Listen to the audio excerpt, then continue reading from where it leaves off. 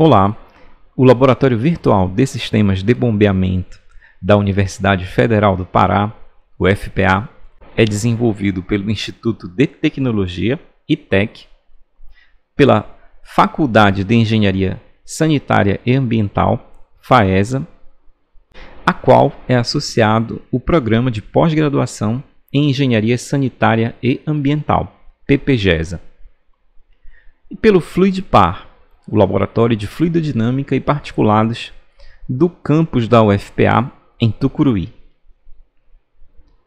A interface do laboratório se adapta ao fato de você estar utilizando o mesmo em um computador do tipo PC, como é o caso neste momento, e você está utilizando o mesmo em um dispositivo móvel, como um telefone celular.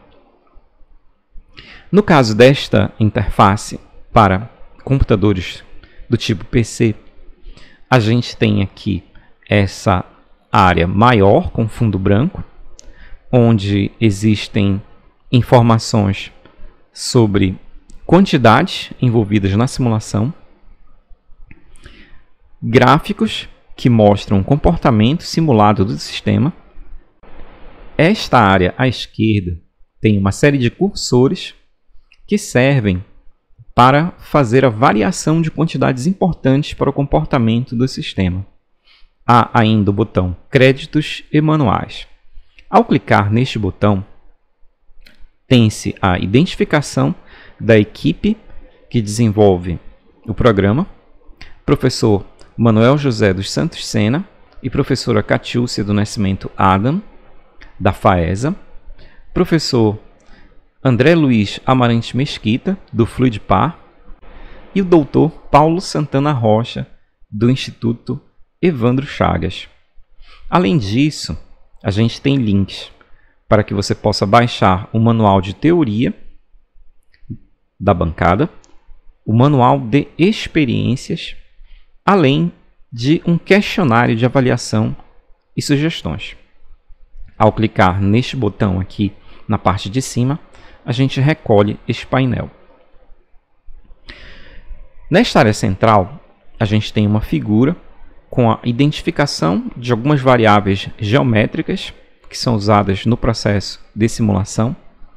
Nesta figura, a gente tem o tanque de sucção, tanque de descarga, a tubulação de sucção, a tubulação de recalque e a tubulação para o tanque de descarga, além da bomba.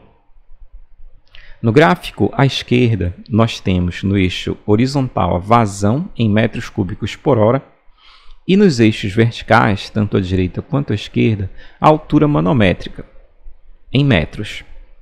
A curva azul representa o comportamento da altura manométrica da bomba com a vazão, enquanto a curva vermelha representa o comportamento da perda de carga do sistema de acordo com a vazão. Este ponto verde é o ponto de operação, onde a perda de carga do sistema iguala a altura manométrica da bomba. No gráfico à direita, no eixo horizontal, tem-se a vazão em metros cúbicos por hora, e nos eixos verticais, à esquerda, o rendimento, e à direita, a potência que deve ser fornecida para o funcionamento da bomba em kW. Nós temos também aqui dois pontos que representam o ponto de operação do sistema. No menu à esquerda, as variáveis são a massa específica do fluido sendo bombeado em quilogramas por metro cúbico, a viscosidade cinemática do fluido em unidades metro ao quadrado por segundo multiplicado por 10 elevado a menos 6, a rugosidade absoluta em milímetros, o coeficiente de majoração das perdas, usado nas equações de perda de carga, a diferença de altura entre os reservatórios de sucção e de descarga, em metros, o diâmetro da tubulação de sucção, em polegadas, o diâmetro da tubulação de recalque, em polegadas, e o diâmetro da tubulação do tanque, em polegadas, o comprimento equivalente da tubulação de sucção, Ou seja, não é apenas esse comprimento geométrico que a gente está vendo aqui, mas é o comprimento equivalente no caso de existirem elementos de perda de carga concentrada ao longo desta tubulação. Comprimento equivalente da tubulação de recalque, o comprimento equivalente da tubulação do tanque. Então, por exemplo, vamos alterar o comprimento equivalente da tubulação de recalque. Se a gente diminui esse comprimento, a gente verifica que os gráficos vão se alterando. O ponto de operação do sistema é bastante modificado e a gente visualiza isso nos dois gráficos. Se a gente aumenta esse comprimento, a gente tem um determinado comportamento que é contrário ao que se manifestou quando a gente diminuiu. Vamos modificar aqui uma outra variável para a gente ver a influência.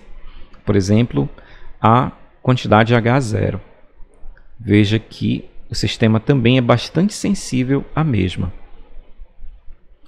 E o mesmo acontece com as outras variáveis, por exemplo, a rugosidade. À medida que nós vamos aumentando a rugosidade, o comportamento do sistema vai mudando. Ao variar estas quantidades, o estudante verifica as relações de causa e efeito que ele experimenta quando ele faz uma prática real em laboratório. É importante frisar que o laboratório virtual ele permite uma grande quantidade de experiências e de estabelecimento de relações de causa e efeito pelo usuário. Mas ele não substitui o laboratório real. Ele é um elemento que é muito bom para a expansão dos conhecimentos a partir do momento que você já tem uma atividade prática.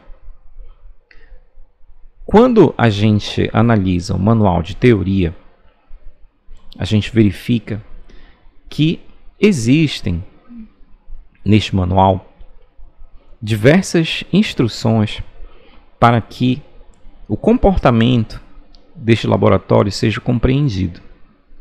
Essas instruções envolvem inclusive as equações que são usadas na modelagem e no comportamento do laboratório virtual. O manual de experiências permite que o estudante faça de uma forma guiada uma série de verificações que permitem esse estabelecimento de relações que vão levar ao aprendizado. Por exemplo, a gente tem experiências sobre o comprimento das tubulações, sobre o diâmetro das tubulações, rugosidade, coeficiente de majoração das perdas, diferença de altura entre os reservatórios. E, além dessas atividades de experiência que estão no manual de experiências, o estudante pode ainda livremente modificar as características do laboratório através da manipulação livre desses controles. Nós vamos agora verificar como a interface do laboratório é alterada quando a gente usa dispositivos móveis.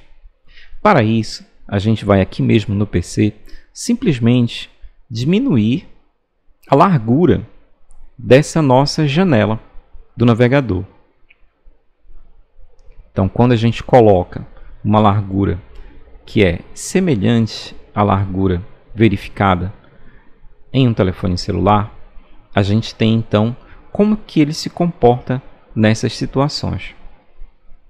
Então, a gente tem aqui, neste caso, a organização que acontece através dessas barras de rolagem. Vamos centralizar aqui. A gente tem então barras de rolagem, tanto vertical quanto horizontal. E os menus, eles são acessados através desse botão configurações. Quando a gente clica, então, a gente tem acesso a todos aqueles sliders de alteração das quantidades, assim como ao botão crédito e manuais.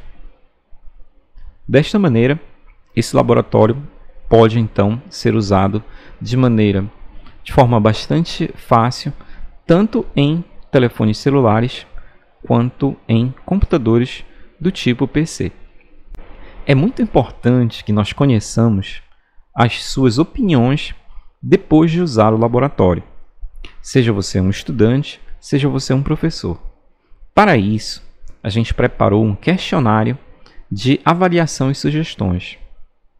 Ao clicar no link, você tem então o questionário. Ele é composto por perguntas onde você deve escolher de acordo com o que é perguntado numa escala de 1 a 10. E você tem aqui a última pergunta que convida você a fazer uma análise mais subjetiva do laboratório e a dar sugestões também sobre o desenvolvimento do mesmo. Este laboratório é a primeira versão de uma série de laboratórios dentro desta mesma temática de hidráulica.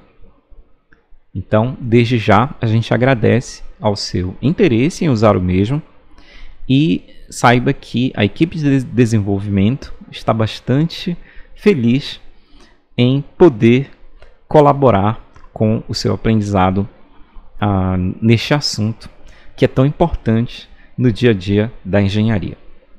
É isso aí, até a próxima!